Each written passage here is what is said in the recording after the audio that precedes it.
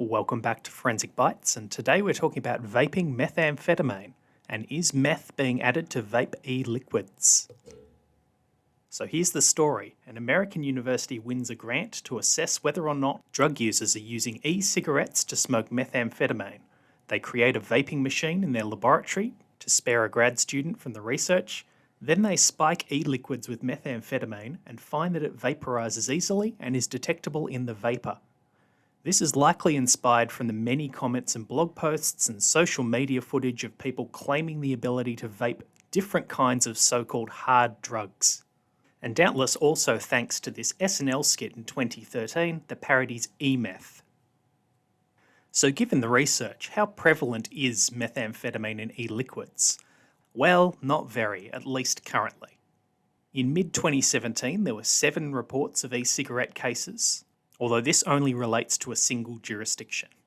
One was for an athlete who borrowed a friend's e-cigarette, then subsequently failed a drugs test. 3 cases were for patients in hospital emergency rooms, although the reason they were in the hospital emergency rooms wasn't given.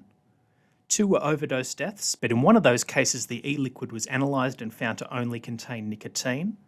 And 1 case was from a raid on a Philadelphia Smoke Easy warehouse, although if you look at the news story, it's fairly focused on tetrahydrocannabinol and not methamphetamine.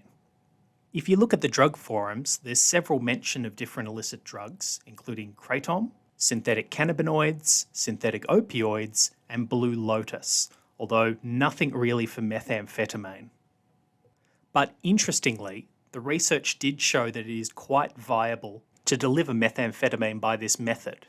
They proved it by spiking an e-liquid with methamphetamine and then running it through this vaping setup shown up here.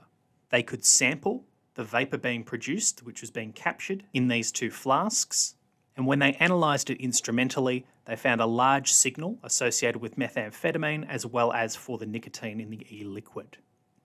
They performed this at 3 different concentrations of methamphetamine and also looked at 3 different voltages in the e-cigarette to determine which volatilised the methamphetamine most efficiently.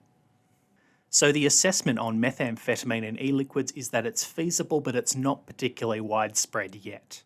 One of the findings was the e-liquids and the e-cigarettes probably need modification in order to deliver methamphetamine efficiently. So while forensic science is currently playing catch-up, the groundwork has already been established for the analysis of e-liquids through the widespread work done on tetrahydrocannabinol already. That's all we really have for you today. Thanks for listening. Please subscribe.